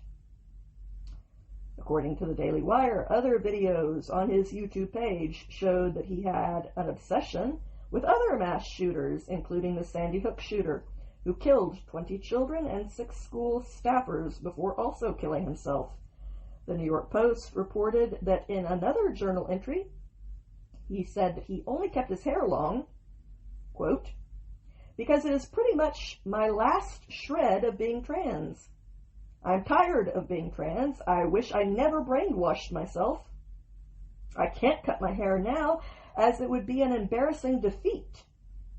And it might be a concerning change of character that could get me reported. It just always gets in my way. I will probably chop it on the day of the attack. In another section of his journal, the shooter reportedly wrote, I don't want to dress girly all the time, but I guess sometimes I really like it. I know I am not a woman, but I definitely don't feel like a man. He also repeatedly expressed his sense of feeling trapped by his earlier choices in life, saying, Your words, Mother, made me stay in my discomfort, unable to ask for help, to avoid admitting defeat. You were right, Mama, but the way you handled it led me to wanting to kill so many people. I remember one day she said something like, In the future, you will look back and feel ridiculous about who you feel like you are inside. You will regret this. Well, guess what, Mom? I regret being born. Gender and weed effed up my head. I wish I never tried experimenting with either. Don't let your kids smoke weed or change gender until they are like 17. Actually, that's about a decade too soon if you are talking about waiting until your brain is fully developed. On Wednesday afternoon, the FBI Director Kash Patel shared that the FBI is investigating this shooting as an act of domestic terrorism and a hate crime targeting Catholics. This tragedy undeniably bears striking parallels to the tragedy in Tennessee 2 years ago, where a trans-identifying shooter killed 3 children and 3 adults at Covenant Christian School in Nashville in March of 2023. After the Biden administration tried to hide that shooter's manifesto from the public, we found out why when the Tennessee Star published the shooter's entire leaked journal, and the writings revealed that the shooter was obsessed with leftist ideas of white privilege, transgenderism, and she frequently wrote about her autism, her depression, and her rabid hatred for white Christian children. Now, not that it isn't obvious without my saying it, but I'm going to say it anyway. Mental illness needs to be treated like mental illness, because mental illness is a serious thing, and it often makes you a danger to yourself and or a danger to others. If your mental delusions are so severe that you actually believe that you are something that you clearly are not at every level down to your cells, and you are willing to mutilate yourself severely because of this delusion and attack other people violently for not sharing your delusion, then you need to be cared for in a place where you cannot harm others and where you cannot harm yourself, which this group is significantly more prone to doing. And this mental illness should disqualify you from being able to purchase a gun, just like other equally serious mental illnesses do. You cannot buy a gun if you are schizophrenic or severely bipolar. There is no reason that this severe mental illness involving delusions should be an exception. Mental illness is serious, and it needs to be taken seriously, and it needs to be treated as what it actually is, a mental illness that someone unfortunately has. And when someone has a mental illness, you definitely do not deal with that by reinforcing the delusions of that mentally ill person. That is just a dangerous thing to do, obviously. It is not virtuous. It is taking advantage of a vulnerable person, and it is cruel. You would never do that to a schizophrenic person who thought that imaginary people were trying to kill him. You can show a person compassion without lying to them. You can treat them humanely without reinforcing their delusions and worsening their mental illness. But at least the Health and Human Services Secretary, RFK Jr., seems to see the problem for what it is. On Thursday, he said, "I certainly consider mass shootings a health crisis. And we are doing, for the first time, real studies on what the ideology of that is. And we're looking for the first time at psychiatric drugs. People have had guns in this country forever. When I was a kid, we had shooting clubs at our school. Kids, my classmates, and other people would bring a .22 rifle with their guns to school and park in the parking lot. Nobody was shooting up schools. There's never been a time in the history of humanity where people walked into a crowd or a church or a movie theater or a school or a crowd of strangers and just started randomly shooting. It's happening in our country. It's not happening around the world. And there are many other countries that have comparable levels of guns that we have in this country. We had comparable levels in the 40s, 50s, and 60s, and people weren't doing this. Something changed, and it dramatically changed human behavior. One of the culprits we need to examine is the fact that we are the most over-medicated nation in the world. And a lot of those are psychiatric drugs that have black box warnings on them that warn of suicidal and homicidal ideation. We are doing those studies right now for the first time, and we will have an answer. This announcement follows RFK Jr.'s promise when he came into office that whatever belief or suspicion I have expressed in the past, I'm willing to subject them all to the scrutiny of unbiased science. That is going to be our template. Unbiased science, which is as it should be if you want safe results.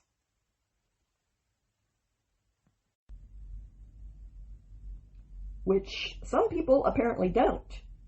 Because according to a letter from 2023 that was reviewed by the Daily Wire, 2 years ago, the leaders of independent and Catholic schools in Minnesota begged Tim Walz, the governor of that state, for help to secure their schools, but the funding was never authorized, although it was sitting right there in a budget surplus.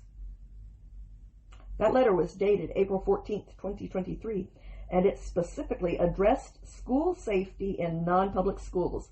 Tim Benz, the president of Mindependent, and Jason Adkins, the executive director of the Minnesota Catholic Conference, stressed the urgent and critical need in Minnesota to make sure our schools are secure and safe in light of recent and continuing attacks on our schools in this country and in our state. The letter went on to say that there are about 72,000 students in independent Catholic, Jewish, Christian, and Muslim non-public schools in the state of Minnesota. This letter was written just weeks after the shooting that targeted a Christian school in Tennessee, which, like this recent tragedy, was also carried out by a young, politically radicalized, transgender-identifying individual in their 20s. Benz and Atkins wrote at the time, "The latest school shooting at a non-public Christian school in Tennessee sadly confirms what we already know. Our schools are under attack in Minnesota. Non-public schools, particularly our Jewish and Muslim schools, have experienced increased levels of threat, all of which we must take very seriously. The tragedy from last week at Covenant School must never happen in Minnesota or in our country again. We need to ensure that all schools have the resources to respond to and prevent these attacks from happening to our schools. An attack on any school, whether it is a public, non-public, charter, or another school site, cannot be tolerated or allowed to happen in Minnesota. We want to make sure Minnesota is doing everything it can to ensure that all our students are safe and secure. we ask you include $50 million in the final education finance bill and allow non-public schools to apply for funding. Atkins told the Daily Wire on Wednesday, after the shooting in Minneapolis, that no additional security was ever funded, even though the money existed, saying it's a lack of will to do it by elected officials, coupled with opposition by some legislators because non-public school students were included in the funding. I would note that Minnesota had an $18 billion budget surplus in the 2023-24 session, and this was not funded. In April of 2023, the same month that this letter was sent, Walz did, however, have time to make sure that he signed legislation that put on the meaningless show of establishing Minnesota as a trans refuge state that would promise to, quote, protect those seeking gender-affirming care, although we keep seeing instances where they aren't the ones who need protecting. Between the online death threats that they regularly issue once they've been politically radicalized, something that they are especially susceptible to, between the already present mental health issues and the influence of unnatural hormones coursing through their bodies, this escalates to the acts of physical assault and public indecency that they frequently commit at protests. And then there are full-scale atrocities like this, where they are so angry at the world for not actually being able to do anything that would truly turn them into the sex that they would prefer to be, that they go out and massacre innocent children in their rage. All I can say is that the mind virus kills. This does not mean all trans people are dangerous, obviously, but the ones who have been politically radicalized clearly are. And the people who spread it, along with their insanely inflammatory rhetoric about genocides that aren't happening and persecution that isn't taking place, and telling already mentally ill people that half of the people in this country are actual Nazis that they need to be protected from, you all have blood on your hands, because there is no other result that you could have expected to get from doing that. You knew that this would happen, and that it keeps happening over and over, and you still won't stop doing it. Because if a few kids have to die, and a few more kids have to be mutilated, and a few more minor detransitioners have to be ignored or silenced, in order for you to sell a story that will get you a few extra fringe votes, then you are willing to make that happen. And you are doing it with your eyes wide open, while telling yourself that doing this doesn't make you a bad person. It's somehow acceptable because it's for a good cause that will eventually create a better world for everyone. But I have news for you. That was the exact same excuse that was used for all of the world's very worst atrocities, from Hitler to Stalin to the French Revolution to Mao to Pol Pot. They all said the same thing that you tell yourself, that the awful things that we are doing is the price that must be paid to birth utopia. These are the eggs that have to be cracked in order to make an omelet. And you would know that you are following right in the footsteps of the world's worst monsters, not in the footsteps of its heroes, if you ever read a frickin' history book. So you know what? From now on, every politician that promises me a better world instantly loses my trust and instantly earns my suspicion. I don't want you to try to make a better world. I want you to do two things: your actual job, and don't make a worse world. That's it. Don't promise to fix my problems for me. Do your job. I'll fix my problems. Don't try to sell me the dream that you can make things more fair. Do your job. I don't need your dream. I do need your job to get done. Don't tell me that you can make it all better.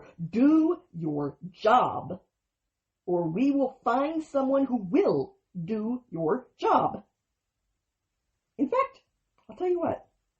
When you do your job, your actual job, so well that every single bit of it is done, handled, and can't be improved on in any way, then we will talk about your ideas for taking on even more and making other things better, but not one moment before the job that you've already taken on is done flawlessly.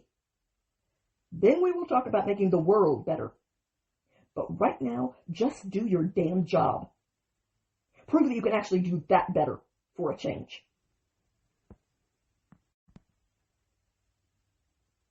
And I don't think I'm the only one who feels that way.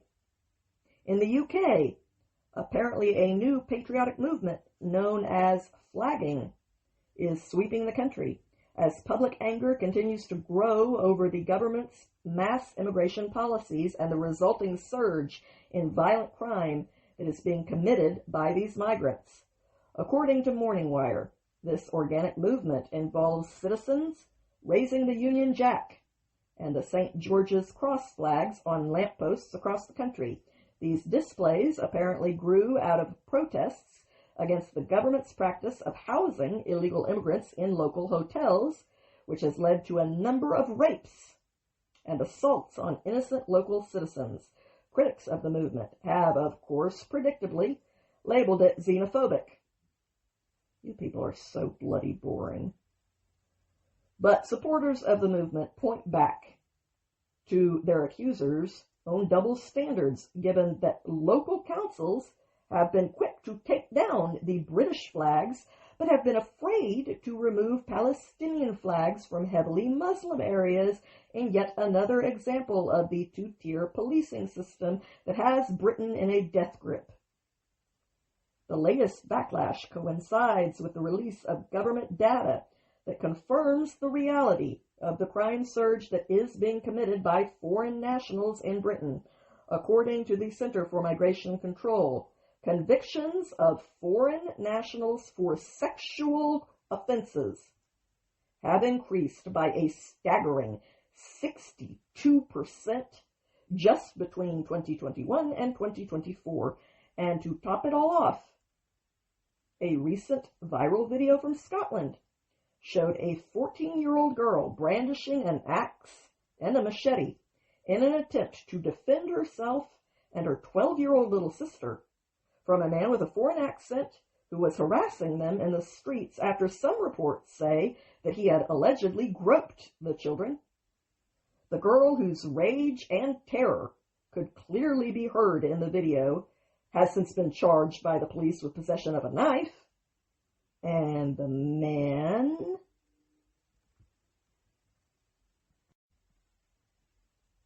Victims fought back, and battles raged elsewhere as well. According to Reuters, Russia pounded Ukraine with a deadly missile and drone strike early on Thursday in a sweeping attack that President Zelensky deemed to be Moscow's answer to the diplomatic efforts to end the war. He posted on X, "Russia chooses ballistics instead of the negotiating table. It chooses to continue killing instead of ending the war." During the attack on Kyiv, explosions rang out as clouds of smoke rose into the night sky, drones whirled overhead, and the mayor described it as one of the biggest attacks on the city in recent months.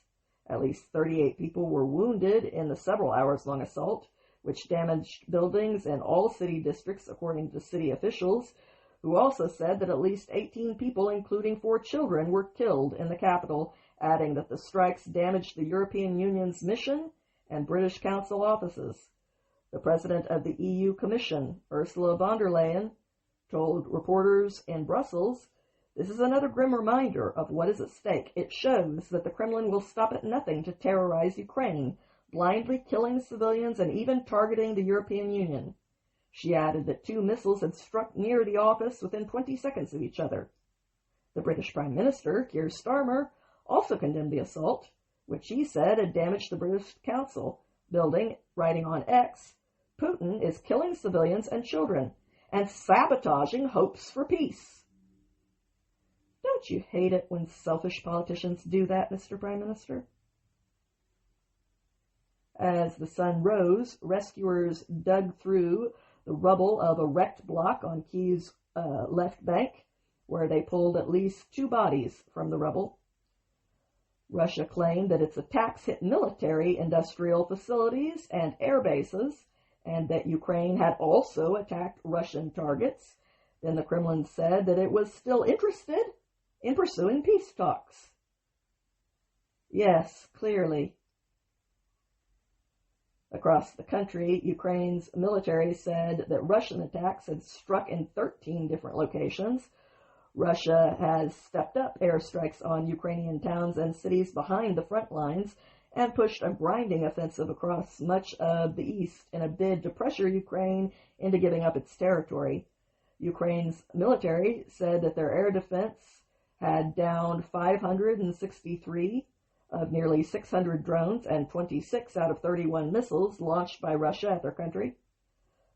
One attack damaged a railway hub in central Ukraine's Vinnytskaya region, where officials said a strike on critical infrastructure had left 60,000 residents without power, something that is only expected to intensify as Ukraine heads into winter. On Russia's side, their defense ministry said that Russian air defenses destroyed 102 Ukrainian drones overnight in at least 7 regions. Ukraine's drones force said that it struck the Abbey and Kubaishevsky oil refineries as part of that attack. Russia also added that its forces had used an unmanned speedboat to hit and sink a Ukrainian reconnaissance boat on Thursday in the mouth of the Danube River. A spokesperson for Ukraine's Navy said that the attack killed 1 person and several others were wounded or missing. The Danube ports are apparently critically important for Ukraine, since they serve as an alternative to the Black Sea ports, through which fuel and other critical cargoes are imported into the country. Returning to our own tragedy, on Wednesday, the 2 children who were killed by the trans shooter at Annocation Catholic School in Minneapolis were identified by their families as 8-year-old Fletcher Alexander Merkel and 10-year-old Harper Lillian Moisky. CBS News reported that the parents of both Fletcher and Harper shared statements on Thursday, addressing the shooting and reflecting on the lives of their children, who were mercilessly taken from them simply because this selfish shooter didn't want to go alone, and no one had taken the responsibility to have him committed, despite the mountain of clear warning signs that that step was needed. At a press conference on Thursday, the Merkel family issued a statement that was read by Fletcher's father, Jesse, who said, "Yesterday, a coward decided to take our 8-year-old son Fletcher away from us. Because of their actions, we will never be allowed to hold him, talk to him, play with him, and watch him grow into the wonderful young man he was on the path to becoming. Fletcher loved his family, friends, fishing, cooking, and any sport that he was allowed to play. While the hole in our hearts and lives will never be filled, I hope that in time our family can find healing.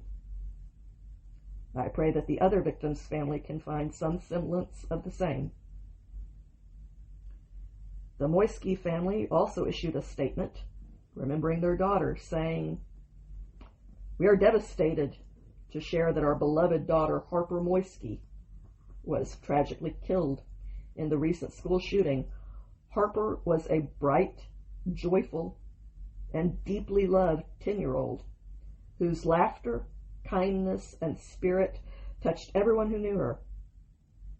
Our hearts are broken, not only as parents, but also for Harper's sister, who adored her big sister and is grieving an unimaginable loss.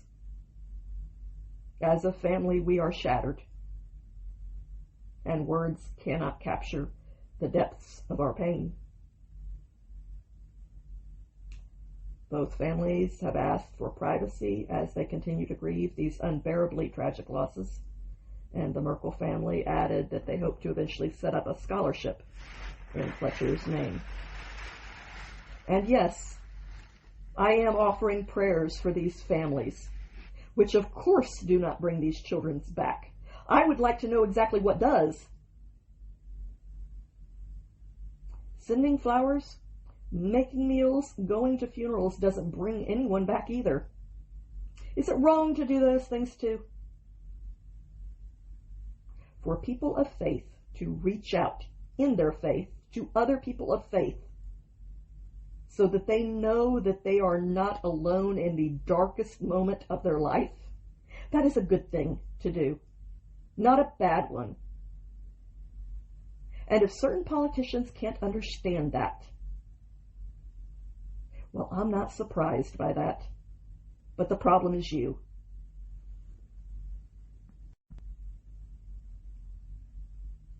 And speaking of grieving families, Friday was the first anniversary of the cruel murder of Hirsch Goldberg Polin by Hamas. He was an incredibly brave and inspiring young man whose fate I became deeply invested in. He deserved so much better. And yet his family has been a source of incredible light and nobility, even in the midst of the most excruciating circumstances. But I know from experience how hard those anniversaries are to get through, especially the first one. So I just wanted you to know that I, like many others, are thinking of you and lifting you and your family up in our prayers during your time of grief and pain. We are not in your boat, but you are not alone.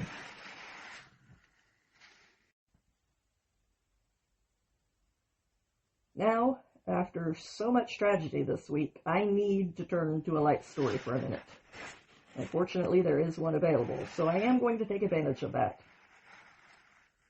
Governor J.B. Pritzker attempted to fact-check President Trump on violent crime statistics in cities like Chicago, but he only ended up having X's AI assistant Grok set him straight.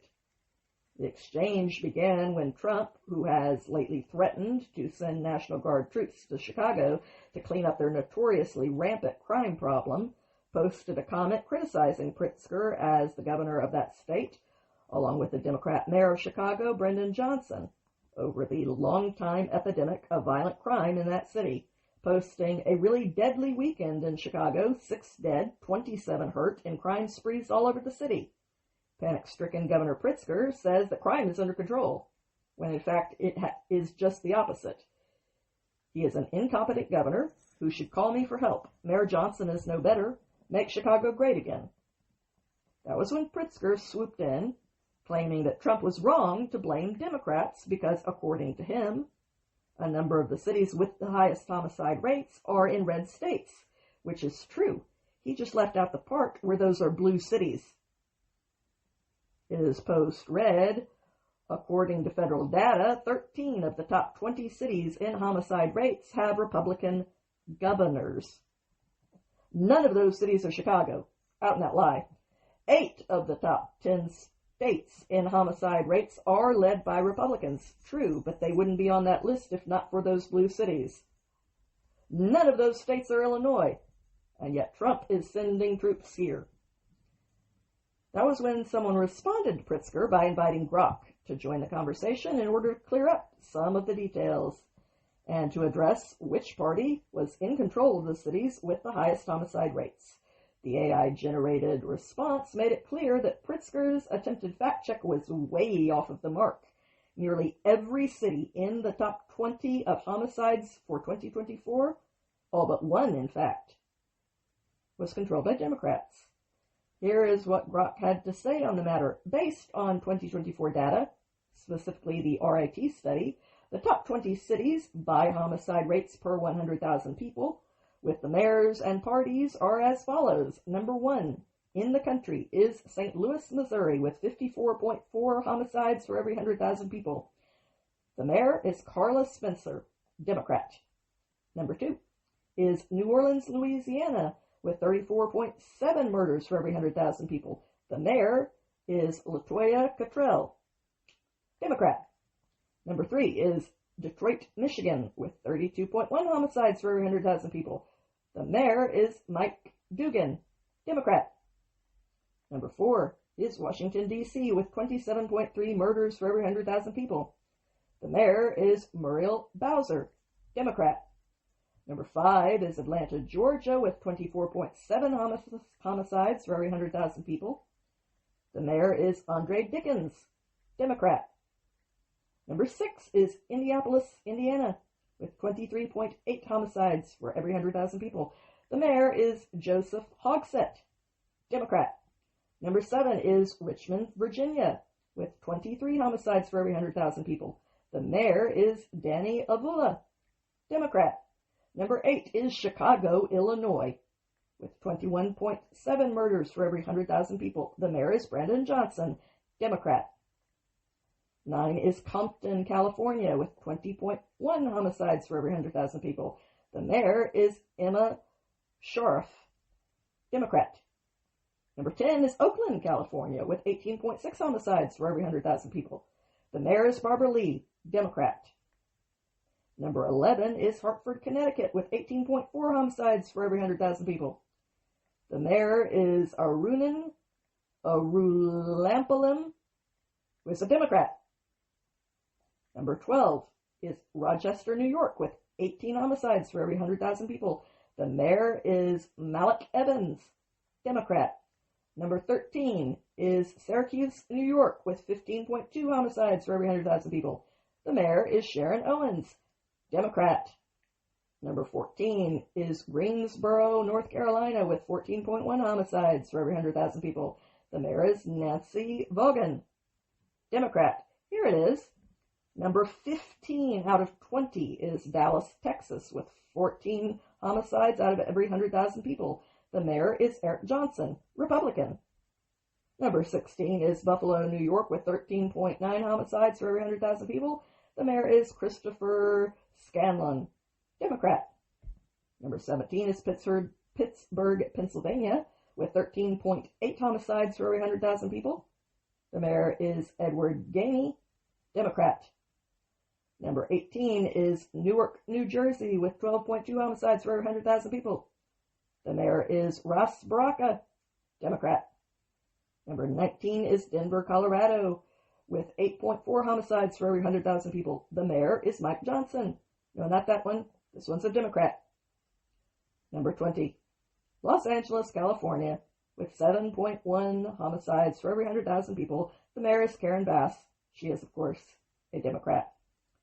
So, in the battle between man versus machine, the man just got his ass handed to him. And with Pritzker, that's a really big... Never mind. Now to get serious for a moment. Chicago clearly is a mess. But to send troops in on this one would actually be overreach. LA was not. That was a massive riot against law enforcement, which does legally constitute an insurrection, like it or not.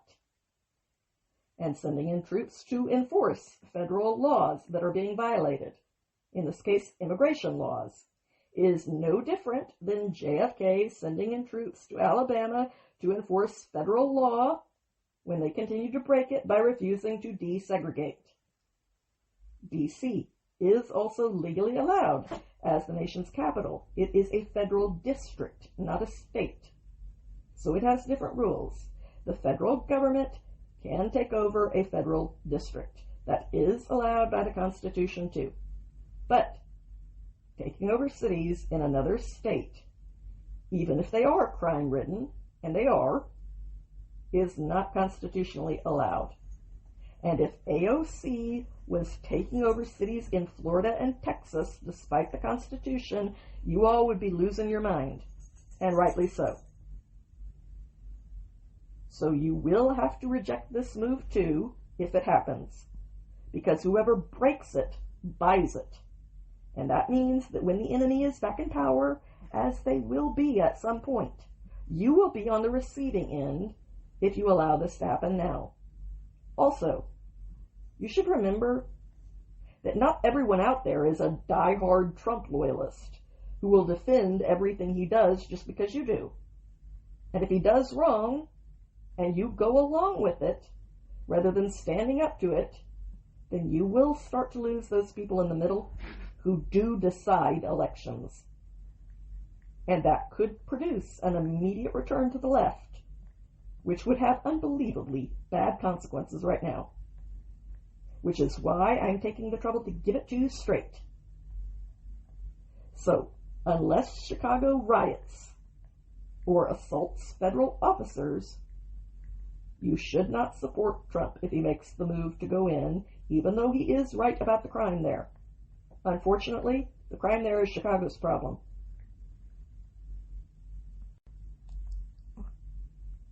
And in our final story, Taylor Swift got engaged to Travis Kelce this week. Now, I will admit that I am basically the only person on the planet who doesn't actually follow this stuff, but I acknowledge that everyone else does, and there's nothing wrong with that. Plus, it seems like a nice thing to celebrate, so congratulations to the bride and groom. And since this is the last episode of the month, as always, I want to give a shout out of appreciation to my audience, the largest of which is in the USA, second largest being Australia, then the UK, and a small following in Russia. And also this month, we reached 3 times the audience that we amassed last year. And we still have the last quarter of the year to go, so I truly do thank you for your support. It means a lot. That is it for me this week. Thank you for listening to today's episode. I hope that you enjoyed it. And if you did, I would ask you to help me build this podcast into a success by clicking the like and follow buttons, because that is what does the trick in making these things successful. And most of all, I hope that you come back again next week. Until then, have a good week, my friends.